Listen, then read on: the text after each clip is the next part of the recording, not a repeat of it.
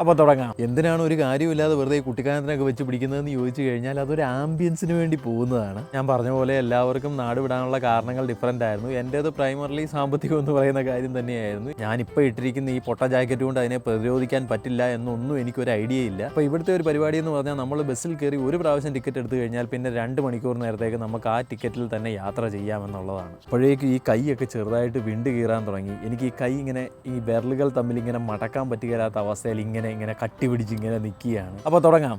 വർഷങ്ങൾക്ക് മുമ്പ് ഈ നാട്ടിൽ കോവിഡൊക്കെ വരുന്നതിന് മുമ്പ് എനിക്ക് മുടങ്ങാതെ പാലിച്ചിരുന്ന ഒരു റുട്ടീൻ ഉണ്ടായിരുന്നു, എനിക്കും എൻ്റെ 2 സുഹൃത്തുക്കൾക്കും. അതിലൊരു സുഹൃത്തിനെ പറ്റി ഞാൻ മുമ്പ് പറഞ്ഞിട്ടുണ്ട്, സന്മാർഗിയായ സുഗതൻ. ഈ രണ്ടാമത്തെ സുഹൃത്തിനെ ഞങ്ങൾ വിളിക്കുന്ന പേര് ഈ ടോം ആൻഡ് ജെറി എന്ന് പറയുന്ന ആ ടേമിലെ ജെറി മാറ്റിയിട്ട് അവസാനം ഇംഗ്ലീഷ് ആൽഫബറ്റിലെ ഒരു ആൽഫബറ്റ് വെച്ചാൽ കിട്ടുന്ന ഒരു വാക്കുണ്ട്. ആ വാക്കാണ് ഞാൻ വിളിച്ചുകൊണ്ടിരുന്നത്. ആ വാക്ക് എന്താണെന്ന് നിങ്ങൾ പിന്നീട് ആലോചിച്ച് കൊടുക്കുക. അതുകൊണ്ട് ഏതായാലും അത് ഞാൻ പറയുന്നില്ല, പകരം പുള്ളിക്കാരനെ നമുക്ക് സുശീലിൽ നിന്ന് വിളിക്കുക. അപ്പോൾ ഞാനും സുഗതനും സുശീലിനും ചെയ്തുകൊണ്ടിരുന്ന ഒരു പരിപാടി എന്താണെന്ന് വെച്ചാൽ മൺഡേ ടു സാറ്റർഡേ ഞങ്ങൾക്ക് ചെയ്യാനുള്ള കാര്യങ്ങളെല്ലാം ഞങ്ങൾ ചെയ്യും. ജോലി, ബിസിനസ് കാര്യങ്ങളെല്ലാം നടത്തിയതിന് ശേഷം ഈ ഞായറാഴ്ച ഞങ്ങൾ 3 പേരും കൂടെ ഒന്നിച്ചു കൂടും. പിന്നെ കുറച്ച് സ്ഥലങ്ങളുണ്ട്, ആ സ്ഥലങ്ങളിൽ എങ്ങോട്ടെങ്കിലും ഒരിടത്ത് പോകും. അതായത് ഒന്നെങ്കിൽ വാഗമൺ അല്ലെങ്കിൽ കുട്ടിക്കാനം. സാമ്പത്തികം കുറയുന്നതിനനുസരിച്ച് പോകുന്ന സ്ഥലങ്ങൾ മാറി വരും. ചിലപ്പോൾ പാലായിക്ക് പോകും. ഇനി തീരെ ബുദ്ധിമുട്ടിലാണെങ്കിൽ നേരെ എൻ്റെ ഒരു ഓഫീസുണ്ട്, ആ ഓഫീസിൽ പോയിരിക്കും. എന്താണെങ്കിലും ഞായറാഴ്ച ഞങ്ങൾ 3 പേരോട് ഒന്നിച്ച് കൂടിയിരിക്കും എന്നുള്ളതാണ് ഞങ്ങളുടെ ഒരു ശീലം. എന്തിനാണ് ഒരു കാര്യമില്ലാതെ വെറുതെ കുട്ടിക്കാനത്തിനൊക്കെ വെച്ച് പിടിക്കുന്നതെന്ന് ചോദിച്ചു കഴിഞ്ഞാൽ അതൊരു ആംബിയൻസിന് വേണ്ടി പോകുന്നതാണ്. എന്തിനുള്ള ആംബിയൻസ് ആണെന്ന് ചോദിച്ചാൽ എന്തിനോ ഉള്ള ഒരു ആംബിയൻസ്, അതിനുവേണ്ടി ഞങ്ങൾ പോകുന്നതാണ്.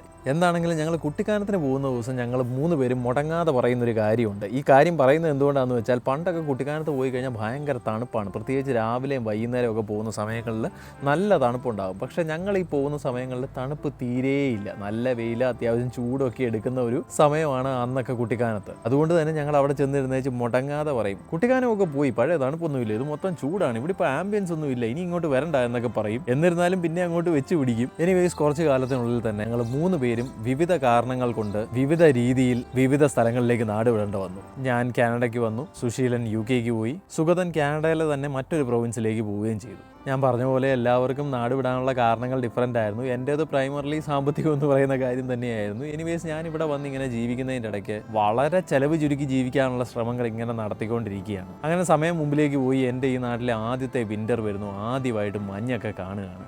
ആദ്യമായിട്ട് മഞ്ഞ് കണ്ടത് തന്നെ ഒരു കഥയാണ്, അത് ഞാൻ പിന്നൊരിക്കൽ പറയാം. എനിവേസ് ഈ സംഭവം നടക്കുന്ന ദിവസം ഞാനൊരു ദിവസം വൈകുന്നേരം വരെ ഇങ്ങനെ ഇരുന്നപ്പോൾ എനിക്ക് വിശപ്പ് സഹിക്കാൻ പറ്റുന്നില്ല. അപ്പോൾ എന്തെങ്കിലും ഇഷ്ടമുള്ള സാധനം കഴിക്കാമെന്ന് പറഞ്ഞ് ഞാനിങ്ങനെ വെറുതെ ഫോൺ എടുത്ത് ഇങ്ങനെ നോക്കിയപ്പോൾ തൊട്ടടുത്തൊരു ശ്രീലങ്കൻ റെസ്റ്റോറൻ്റ് ഉണ്ട്. എന്നാൽ അവിടെ പോയാൽ എന്തെങ്കിലും സൗത്ത് ഇന്ത്യൻ ഫുഡ് കിട്ടും, എന്നാൽ അത് പോയി മേടിച്ചിട്ട് വരാമെന്നുള്ള പ്ലാനിൽ ഞാൻ പെട്ടെന്ന് റെഡിയായി ഇറങ്ങി. അപ്പോൾ ഞാൻ നോക്കുമ്പോൾ ഏകദേശം ഒരു 2 കിലോമീറ്റർ ദൂരത്തിലാണിത്. ബസ്സേ കയറി പോകണമെന്നുണ്ടെങ്കിൽ $4 ചിലവാകും. ക്ഷാമകാലമായതുകൊണ്ട് ഈ $4 കളയണ്ട, അതിന് പകരം നടന്നു പോയേക്കാമെന്ന് വിചാരിച്ച് ഞാൻ നടക്കാൻ ഇറങ്ങുന്നു. 2 കിലോമീറ്റർ അങ്ങോട്ടും ഇങ്ങോട്ടും കൂടെ കൂട്ടി 4 കിലോമീറ്റർ നടക്കുന്നതൊന്നും പ്രശ്നമില്ല. ഇതിനകത്ത് ഏറ്റവും വലിയ വിഷയം എന്താണെന്ന് വെച്ചാൽ ഈ തണുപ്പ് എത്രത്തോളം മുമ്പിലേക്ക് പോകുമെന്നുള്ള കാര്യത്തിനെക്കുറിച്ച് നമുക്കൊരു ഐഡിയ ഇല്ല. കാരണം ഇതിനു മുമ്പ് തണുപ്പ് എന്താണെന്ന് അനുഭവിച്ചിട്ടില്ല. ആകെ അനുഭവിച്ചിട്ടുള്ള ഈ കുട്ടിക്കാനത്തൊക്കെ പോകുമ്പോൾ ഉള്ള ഒരു ചെറിയ തണുത്ത കാറ്റാണ്. ഇത് വെച്ചിട്ടാണ് തണുപ്പിൻ്റെ ഒരു ഇൻറ്റൻസിറ്റി നമ്മൾ അളക്കുന്നത്. ഇതും പോരാഞ്ഞിട്ട് ഞാൻ നാട്ടിൽ നിന്ന് വരുമ്പോൾ എൻ്റെ കയ്യിൽ ഒരു പ്രോപ്പർ വിൻ്റർ ജാക്കറ്റ് പോലും ഇല്ല. വിദേശത്ത് മറ്റൊരു രാജ്യത്ത്, അത്രയും തണുപ്പില്ലാത്ത ഒരു രാജ്യത്ത് ജീവിച്ചിരുന്ന എൻ്റെ ഒരു അങ്കിൾ ഒരിക്കൽ നാട്ടിൽ വന്ന സമയത്ത് പുള്ളി എയർപോർട്ടിൽ വെച്ച് 2 അടിച്ചിട്ട് വിമാനത്തെ കയറി അങ്ങ് പോയി. ആ പോയ സമയത്ത് പുള്ളിയുടെ ജാക്കറ്റ് എടുക്കാൻ മറന്നുപോയി. അപ്പോൾ ആ ഒരു ജാക്കറ്റ് എൻ്റെ ഗ്രാൻഡ് മദറിൻ്റെ കയ്യിലുണ്ടായിരുന്നു. അതെടുത്തുകൊണ്ടാണ് ഞാൻ ഇങ്ങോട്ടേക്ക് വന്നിരിക്കുന്നത്. അപ്പോൾ ഞാൻ ഇറങ്ങി നിൽക്കുന്ന ആ ക്ലൈമറ്റിൻ്റെ എക്സ്ട്രീമിറ്റി എത്രയാണെന്നോ, ഞാനിപ്പോൾ ഇട്ടിരിക്കുന്ന ഈ പൊട്ട ജാക്കറ്റ് കൊണ്ട് അതിനെ പ്രതിരോധിക്കാൻ പറ്റില്ല എന്നൊന്നും എനിക്കൊരു ഐഡിയ ഇല്ല. $4 ലാഭിക്കുക എന്നുള്ള ഒറ്റ ചിന്തയിൽ നടന്ന് ഞാൻ പോയതാണ്. എനിവേസ് ആ 2 കിലോമീറ്റർ അത്യാവശ്യം തണുപ്പെല്ലാം സഹിച്ച് ഞാൻ അവിടെ എത്തി. റെസ്റ്റോറൻറ്റിൽ നിന്ന് ആവശ്യമുള്ള സാധനങ്ങളൊക്കെ ഓർഡർ ചെയ്തു, എല്ലാം പാഴ്സലായിട്ട് മേടിച്ചു. അങ്ങനെ അതും കൈപ്പിടിച്ച് തിരിച്ച് നടക്കാൻ തുടങ്ങുകയാണ്. അപ്പോഴത്തേക്കും എനിക്കൊരു വല്ലാത്ത ഫീൽ അടിച്ചു. കാരണം ഈ 2 കിലോമീറ്റർ നടന്നപ്പോൾ തന്നെ തണുത്ത് ഉറഞ്ഞ് ഞാൻ വല്ലാത്തൊരവസ്ഥയായിപ്പോയി. അപ്പോൾ തിരിച്ചിനി ബസ്സിൽ കയറി പോയാലോ എന്ന് ഞാനിങ്ങനെ വിചാരിച്ചു. അപ്പോൾ ഇവിടുത്തെ ഒരു പരിപാടി എന്ന് പറഞ്ഞാൽ നമ്മൾ ബസ്സിൽ കയറി ഒരു പ്രാവശ്യം ടിക്കറ്റ് എടുത്തു കഴിഞ്ഞാൽ പിന്നെ 2 മണിക്കൂർ നേരത്തേക്ക് നമുക്ക് ആ ടിക്കറ്റിൽ തന്നെ യാത്ര ചെയ്യാമെന്നുള്ളതാണ്.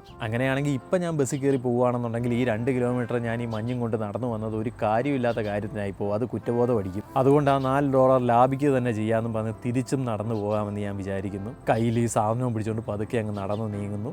നേരത്തെ നടന്നപ്പോൾ എത്ര തണുപ്പ് സഹിച്ചോ അവിടെ നിന്ന് വീണ്ടും തണുപ്പ് അങ്ങോട്ട് കൂടുകയാണ്. എന്നിരുന്നാലും എന്നെക്കൊണ്ട് പറ്റുന്ന അത്രയും സ്പീഡിൽ ഞാൻ നടക്കാൻ ശ്രമിക്കുകയാണ്. പക്ഷേ നേരത്തെ പോലെ എനിക്ക് നടക്കാനൊന്നും പറ്റുന്നില്ല. പതുക്കെ എൻ്റെ ഹെൽത്തിൻ്റെ കണ്ടീഷൻ മാറി വരുന്ന പോലെ എനിക്ക് ഫീൽ ചെയ്യാൻ തുടങ്ങി. എൻ്റെ ആരോഗ്യം ശോഷിക്കുന്നു, തണുപ്പ് അസഹനീയമാകുന്നു, ഞാൻ വിറയ്ക്കാൻ തുടങ്ങുന്നു.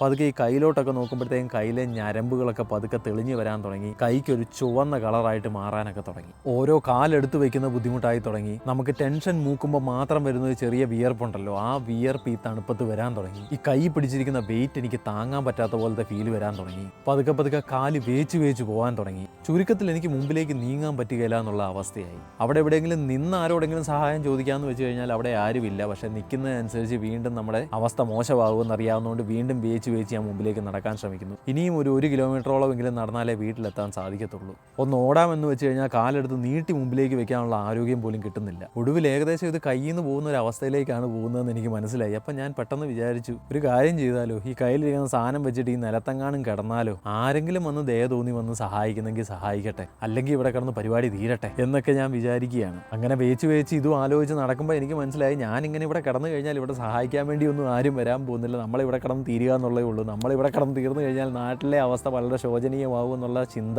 തലയിലേക്ക് സ്ട്രൈക്ക് ചെയ്യാൻ തുടങ്ങി. പെട്ടെന്ന് എവിടുന്നോ ഒരു പവർ വന്നു. ഞാൻ ഈ കയ്യിലിരുന്ന സാധനങ്ങൾ മുറുക്കെ പിടിച്ച് കാലിന് ആ സമയത്ത് എവിടുന്നോ കിട്ടിയ ഒരു ബലത്തിൽ വേഗം ഞാൻ നടന്നു. അങ്ങനെ ദൂരം കുറയുന്നതനുസരിച്ച് മനസ്സിനും ശരീരത്തിനും ആശ്വാസം ഇങ്ങനെ ഉണ്ടായി വരുന്നുണ്ട്. അങ്ങനെ ഒരുവിധം ഞാൻ ചെന്ന് എൻ്റെ വീടിനകത്തേക്ക് കയറി ഈ സാധനം വെച്ച് വീടിൻ്റെ വാതിലടച്ചു. അപ്പോഴേക്കും ഈ കൈയൊക്കെ ചെറുതായിട്ട് വിണ്ട് കീറാൻ തുടങ്ങി. എനിക്ക് ഈ കൈ ഇങ്ങനെ ഈ വിരലുകൾ തമ്മിൽ ഇങ്ങനെ മടക്കാൻ പറ്റുകയില്ലാത്ത അവസ്ഥയിൽ ഇങ്ങനെ കട്ടി പിടിച്ച് ഇങ്ങനെ നിൽക്കുകയാണ്. എനിക്ക് അങ്ങോട്ട് നടക്കത്തില്ല, ഇങ്ങോട്ട് നടക്കത്തില്ല. പെട്ടെന്ന് ചൂടാക്കാൻ ഈ അടുപ്പിൻ്റെ മുകളിൽ കയറിയിരിക്കാനും പറ്റുകയല്ലോ. എന്ത് ചെയ്യണമെന്നറിയാൻ മേലാതെ, എങ്ങോട്ട് പോകണമെന്നറിയാൻ മേലാതെ ഞാൻ ആ ഹോൾ ഏരിയയിൽ തന്നെ ഇരുന്നു. ഒരു അരമണിക്കൂർ നേരം അങ്ങനെ ആ ഇരിപ്പിരുന്നതിന് ശേഷമാണ് എൻ്റെ കൈകൾ അനങ്ങാൻ തുടങ്ങിയത്. എനിക്ക് എന്തെങ്കിലുമൊക്കെ ശരീരം കൊണ്ട് ചെയ്യാൻ സാധിക്കുകയും ചെയ്തത്. അന്ന് എനിക്ക് മനസ്സിലായി ഈ തണുപ്പ് എന്ന് പറയുന്ന എത്ര പ്രശ്നമുള്ള സാധനമാണെന്നും നമുക്ക് അറിയുക പോലും ചെയ്യാത്ത ഒരുപാടധികം പ്രശ്നങ്ങൾ ചിലപ്പോൾ ഇതുപോലെ നമ്മുടെ ലൈഫിൽ വരുമെന്നുള്ള കാര്യം എനിക്ക് അപ്പോൾ മനസ്സിലായി. കയ്യും കാലും ഒന്ന് നേരെ നിന്ന സമയത്ത് ഞാൻ ആദ്യം ചെയ്തത് സുഗതനെയും സുശീലിനെയും കൂടെ ഫോൺ വിളിക്കുകയാണ് ചെയ്തത്. അപ്പോഴേക്കും ഇവർ രണ്ടുപേരും അവരവരായിരിക്കുന്ന സ്ഥലങ്ങളിൽ വിൻ്റർ അനുഭവിച്ചു കഴിഞ്ഞു. ഞാൻ കൂടുതൽ വിവരിക്കുകയൊന്നും ചെയ്തില്ല. ഞാൻ അവരോട് ചോദിച്ചു, തണുപ്പ് എങ്ങനെയുണ്ട് എന്ന് ചോദിച്ചു. അപ്പോൾ ഇതിന് ഡയറക്റ്റായിട്ട് മറുപടി അവന്മാർക്ക് പറയാനില്ലെങ്കിലും ഏറ്റവും അവസാനം ഞങ്ങൾ 3 പേരും ഡിസ്കസ് ചെയ്ത് കഴിഞ്ഞ് ഞങ്ങൾക്ക് 3 പേർക്കും കിട്ടിയ ഉത്തരം എന്താണെന്ന് വെച്ചാൽ, ഞങ്ങൾ വെറുതെ അനാവശ്യമായിട്ട് കുട്ടിക്കാനത്തിനെ ഒരുപാട് അങ്ങ് കുറ്റം പറഞ്ഞു എന്നുള്ളതാണ്. കാരണം ഞങ്ങൾക്ക് ചിന്തിക്ക് പോലും ചെയ്യാൻ പറ്റുകയില്ലാത്ത അത്രയും വലിയ തണുപ്പായിരുന്നു ഓരോരോ രാജ്യത്ത് ഞങ്ങൾക്ക് അനുഭവിക്കേണ്ട വന്നത്. പലരും തണുപ്പിനെ റൊമാൻറ്റിസൈസ് ചെയ്യുന്നതൊക്കെ കാണാം. എനിക്കിപ്പോഴും ഇത്രയും വെറുപ്പുള്ള ഒരു സാധനമില്ല. എനിവേസ്, ഞാനിന്ന് പറഞ്ഞ കഥയിൽ ഞങ്ങൾ 3 പേരും നടത്തിയ ഒരുപാടധികം ട്രിപ്പുകളെ കുറിച്ച് ഒരു മെൻഷൻ ചെയ്തിട്ടുണ്ടായിരുന്നു. ഇനി ഞാൻ വരുമ്പോൾ ഒരു 3 പേര് നടത്തിയ ഒരു യാത്രയെക്കുറിച്ച് പറയാം. പക്ഷേ ഈ യാത്ര നടത്തിയ ഞാനും എൻ്റെ സുഹൃത്തുക്കളുമല്ല, ഞാനും എൻ്റെ അപ്പനും എൻ്റെ അപ്പൻ്റെ അനിയനും കൂടെയാണ്. ഒരു കാര്യം തീരുമാനിച്ചു പോയിട്ട് നേരെ ഉൾട്ടയടിക്കുക എന്ന് പറയുന്ന ഒരു കാര്യം നടന്ന ഒരു ട്രിപ്പായിരുന്നു ഇത്. എന്തിനീ ട്രിപ്പ് നടത്തി, ആ ട്രിപ്പിൽ എന്തൊക്കെ സംഭവിച്ചു എന്നുള്ള കാര്യം ഇനി ഞാൻ വരുമ്പോൾ നിങ്ങളുടെ അടുത്ത് പറയാം. So till we meet again, this is your neighbour Mallu RJ Sherin, signing of.